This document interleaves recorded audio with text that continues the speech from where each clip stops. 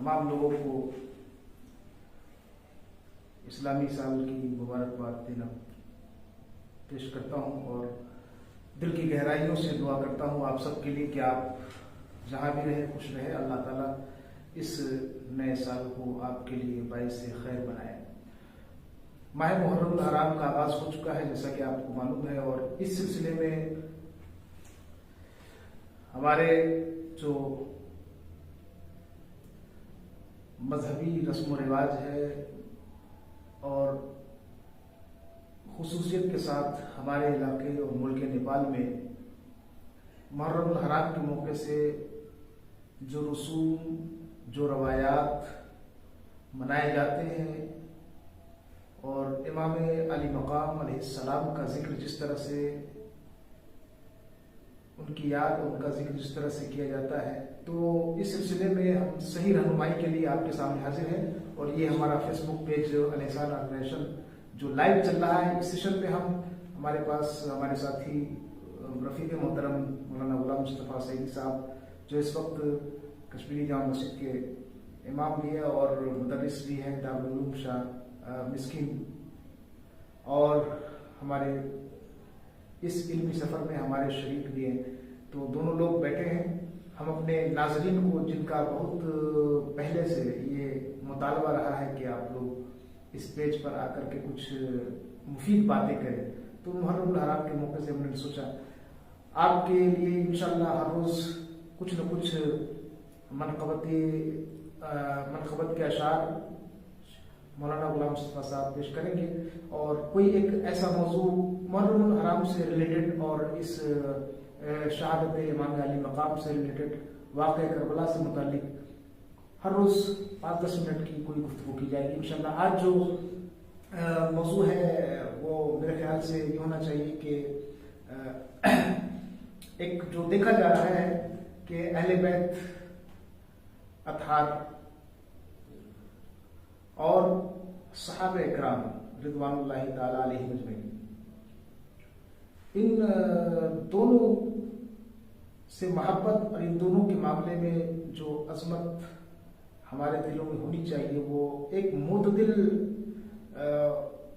اور صحیح منہج پر اس کو ہم کیسے ظاہر کر سکتے ہیں یا کیسا ہم اس میں اپنی عقیدت اور اپنی محبت ان کے ساتھ کیسی رکھ سکتے ہیں جس سے نہ عظمت صحابہ پہ فرق پڑے اور نہ عظمت اہل بیت پہ فرق پڑے. چونکہ ہم اہل سنت والجماعت کا متفق عقیدہ ہے کہ صحابہ بھی ہمارے ہیں اور اہل بیت بھی ہمارے, دونوں ہمارے مقتدا ہیں, دونوں ہمارے سردار ہیں اور دونوں ہمارے لیے دین کے ستون اور عمائے دین میں سے. تو اس سلسلے میں بہت ساری باتیں آتی ہیں اور لوگ جو ہے تھوڑا سا ڈس بیلنس ہوتے ہیں اپنے اعتدال کے راستے سے ہٹ کر کے. کبھی اس کے ظاہر سی باتیں کریں, کبھی جس طرف غلو ہوگا نا, جس طرف آپ اپنے آپ کو زیادہ جھکانے کی کوشش کریں گے تو دوسرا جو ہے خود بہت ڈاؤن ہوتا ہے. تو یہ غلو اصل میں جو ہوتا ہے نا کسی چیز میں, یہ جو ہے دوسروں کی تحقیر کا سبب بنتا ہے. اب معاملہ لے لیجیے حضرت مولا مومنین علی شیر خدا کرم اللہ وجہ کریم کی ذات والا صفات اور حضرت سیدنا امیر معاویہ رضی اللہ تعالیٰ عنہ,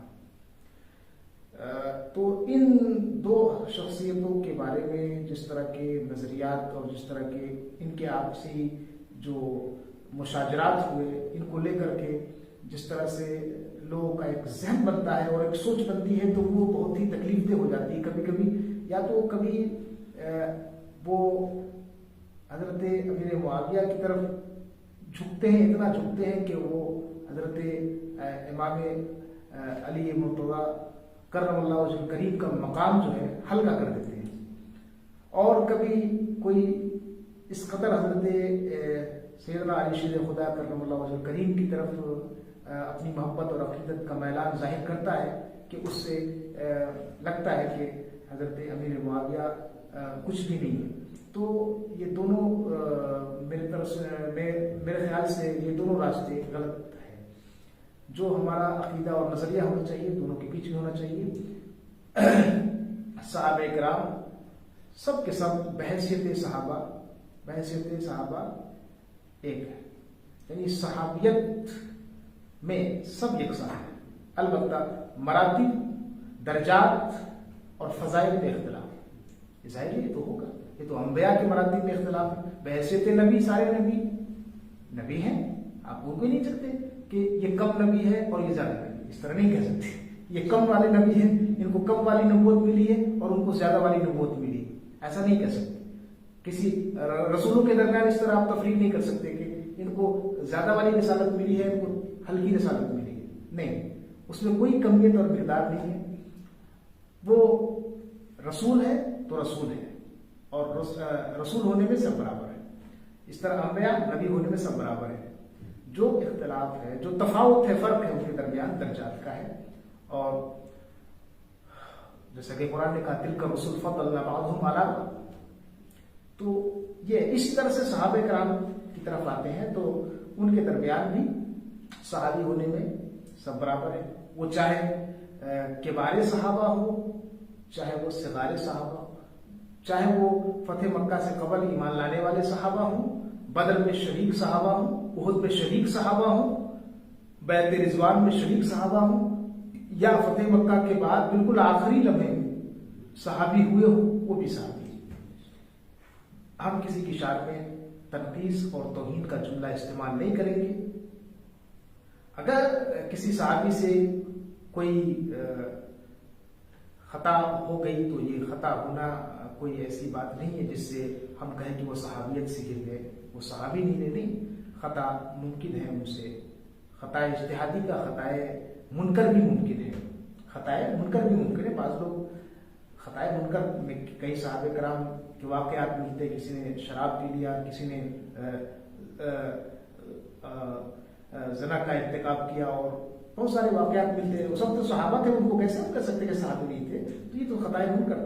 تو کسی بھی صحابی سے خطا منکر کا ہو جانا یہ اس بات کی دلیل نہیں ہے کہ وہ صحابیت سے ختم ہو گئے. نہیں، صحابیت ان کی باقی ہے، اور وہ صحابی ہمارے لیے قابل احترام ہے، قابل تکریم ہے. ہمارے ان کے گرد پا ہمارے سر آنکھوں پہ. تو اس طرح کی باتیں نہیں کرنا چاہیے. یہ سب اصل میں خرابی اس ہوتی ہے جب کسی ایک جانب آپ غلو کرنے لگے، بہت زیادہ بیجا آپ عقیدت کا مظاہرہ کرنے لگے، بیجا آپ ان سے محبت اور بیجا ان کے نام کے چرچے اور ان کو پھیلانا شروع کرتے. تو اس سے جو ہے نا ایک اعتدال ختم ہو جاتا ہے، اور پھر ایک فتنہ جنم لیتا ہے. ٹھیک ہے، ہر ایکشن کا ریئیکشن ہوتا ہے، ظاہر سی بات ہے. ہمیں معلوم ہے کہ آپ کسی کے بغض میں نہیں کر رہے ہیں، لیکن آپ اتنی محبت و عقیدت میں بھی نہیں جائیں گے کہ آپ کوئی اعتدال سے ہٹ جائے، ہے نا، اور ایک صحیح راستے سے آپ بھٹک جائیں. محبت و عقیدت میں بھی ایسے راہ کا اختیار کرنا خطرناک ہو سکتا ہے. چنانچہ صحابہ کرام اہل بیت کرام میں ہم اور آپ کو چاہیے کہ بہت ہی اعتدال کا راستہ اپنائیں. دونوں کے مقام اور مرتبے ہیں، دونوں کے درجات ہیں، ان کا لحاظ رکھتے ہوئے آپ اپنے نظریے اور اپنے عقیدے کی اصلاح فرمائیں. بہت سارے علماء کی بات میں کر رہا ہوں، علماء کی، جو بڑے بڑے علماء بنتے ہیں ان کی میں نے گفتگو سنی، ان کی تقریریں سنی، اور اس میں ایسی کجربی ہے، اس میں کچھ ایسی باتیں ہیں جو آپ کے عقیدے اور آپ کے صحیح مثبت نظریے کے لیے بہت ہی خطرناک ہے. وہ کہیں نہ کہیں افراط و تفریط کا شکار ہے، افراط و تفریط کا شکار ہے، اعتدال پر نہیں ہے. تو انشاءاللہ میں کل کی گفتگو میں اس چیز کو علماء متکلمین اور علماء اہل سنت، اکابر اہل سنت، یہ چھوٹے موٹے جو مولوی صاحبان ہیں ان کی بات نہیں کر رہا ہوں، یا یہ جو ماضی قریب کے جو علماء گزرے ان کی بات نہیں. عقائد کے معاملے میں جو مستند، معتبر اور سب مسلم شخصیات ہیں، ائمہ ہیں، ہمارے ائمہ عقائد میں شمار کیے جاتے ہیں، انشاءاللہ ان کے اقوال کی روشنی میں صحابہ کرام اور اہل بیت اطہار کے تعلق سے جو ہمارا صحیح نظریہ اور صحیح عقیدہ ہونا چاہیے اس کو انشاءاللہ کل کی گفتگو پیش کروں گا. آج کے لیے میں اجازت چاہتا ہوں. السلام علیکم ورحمۃ اللہ وبرکاتہ. اللہ تعالیٰ آپ سب کو سلامت رکھے. آپ ضرور اس پیج کو لائک کریں اور اسے دیکھتے رہیں. انشاءاللہ بڑی مفید باتیں آپ تک پہنچائی جائیں گی. السلام علیکم.